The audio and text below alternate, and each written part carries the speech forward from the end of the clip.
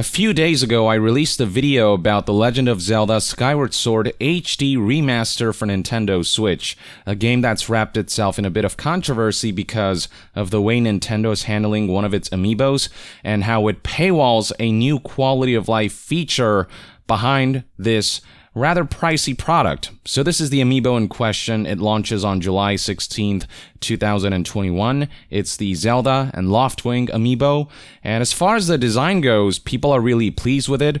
The figurine itself looks really cool, and it is a bit pricier than normal. Amiibos tend to be about $16. This is $25. But there are two figurines on this amiibo, and there's just a lot more going on design-wise. So as far as price point for the figurine itself goes, people are generally okay with it. The core issue lies in the fact that a new form of fast travel being introduced in the HD remaster of Skyward Sword can only be obtained by spending $25 on this specific amiibo. The new fast travel feature will basically allow you to forego having to find one of these statues to move between the surface and the sky, or the sky and the surface, and you can just do that from anywhere, which is a rather convenient feature that you don't absolutely need to enjoy this game, but would make certain aspects of the game, certain sections of the game, a bit more expedient and a bit more convenient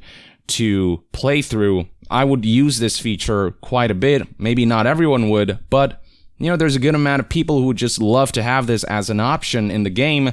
But Nintendo decided to take that away from the game and make it into a business scheme as part of their Amiibo line of products, and it's just not sitting well with a lot of people, because we're talking about a decade-old game that is being sold at full price, and we're not talking about a package that includes 3 Zelda games or something. It's just Skyward Sword with upped resolution, and the more features and quality of life elements you can add to the new package, the easier it is for people to justify paying full price for this decade-old title that's now being ported over. But Nintendo's making that more difficult by asking people to spend an additional $25 if they wish to utilize a rather convenient feature that, while not mandatory to enjoy this game, would just still be nice across the board. Plenty of remasters have implemented new quality of life elements, and they didn't charge separately for it. And another layer of inconvenience is the fact that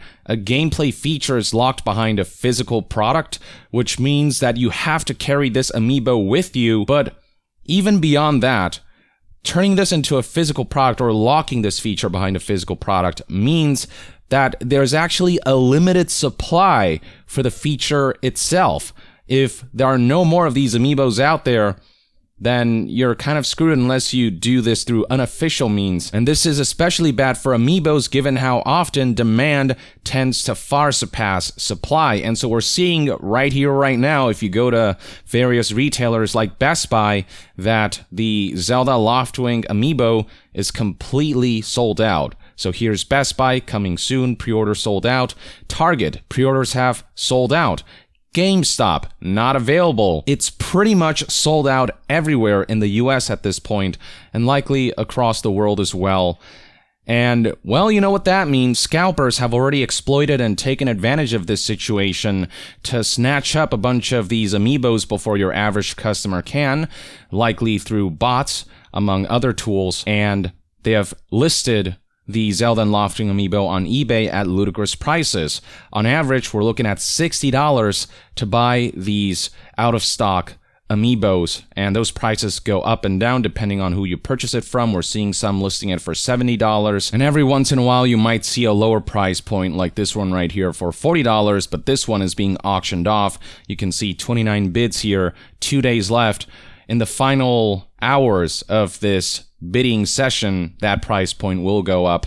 So yeah, about $60 is what you can expect to spend if you want to secure your amiibo, as they're currently sold out. So for most people, this new quality of life fast travel feature is no longer locked behind a $25 amiibo. It might as well now be paywalled behind a $60 amiibo, because this is the only way to purchase one of these right now. Not only do you have to buy the game itself at $60, but you have to pay $60 again on average just to get this additional nice extra bit of convenience. And this is all a result of Nintendo's own decisions to lock a feature, a quality of life feature, behind a physical object that's limited in supply and very high on demand. At least if they would have listed this feature as, I don't know, $5 digital purchase or something, which would have been egregious on its own, at least the supply would have been unlimited and scalpers wouldn't have the opportunity to charge $60 for not just the figurine, but also this new fast travel. But because Nintendo is getting a bit greedy here, you know, a lot of people are going to be locked out of this feature entirely or will be forced to spend an unreasonable amount of money. This could have very easily just been something that they could have added in the options menu and given this package a bit more value, this decade-old game, a bit more oomph to justify the full price. But no, they had to do this, draw some backlash, and turn this quality of life fast travel into a microtransaction that also happens to come with a nice looking figurine, but plenty of people out there won't care about the amiibo itself and would just like the feature, but will struggle to find the amiibo at an appropriate price point, at a price point that isn't marked up more than twice that of the MSRP. And there may be those who don't care for this new fast travel feature, that's fine, but keep in mind there are plenty of others who would love to just have this. And if there were at least a digital purchasing option that allows you to get this separately for a couple bucks, that would have been unacceptable, but more acceptable than what's going on here. The right way to approach this, of course, would be we're paying already full price for this game. It's gonna make a profit. You shouldn't have gameplay affecting microtransactions. Now, the one saving grace is that through unofficial means, you can create your own custom amiibos. You can purchase NFC stickers or cards, or hell, you can use an app on your smartphone, and as long as you're able to find the appropriate files for each respective amiibo, there are plenty of solutions out there for people who don't care about the figurines and only care about the digital functionality. But the fact remains that this is an extra layer of inconvenience that just shouldn't be there for a quality of life fast travel feature that may potentially enhance the game for a lot of people, that may just make things a bit less tedious. Like, that's something that just should be a part of a decade-old remaster port package. It's also worth noting that while the hardcore gaming community is aware of amiibo spoofing, most average Joes who buy games likely don't know about this stuff, and for them, the feature is very much entirely paywalled behind the $25 amiibo that's very hard to attain, that you'd have to pay $60 for if you want to buy one right now because of scalpers. This is what gets me about Nintendo. They make these incredible games, but every once in a while they make these baffling business decisions that are incredibly anti-consumer, that tarnish the reputation of the company and their games.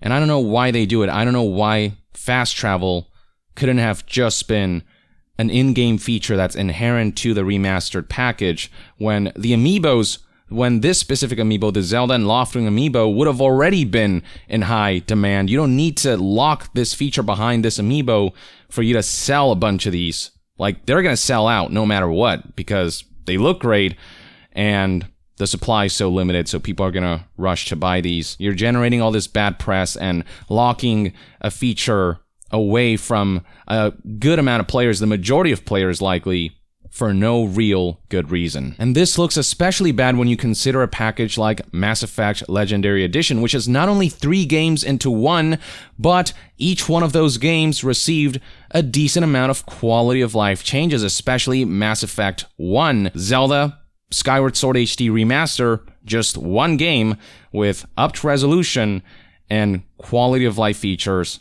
One of them, at least, is entirely paywalled. Just a completely bad look when you're doing worse than EA. But that's just one man's take and outlook on all of this. Let me know in the comments below what you think about this situation and Nintendo's decision to paywall this fast travel behind the Skyward Sword amiibo.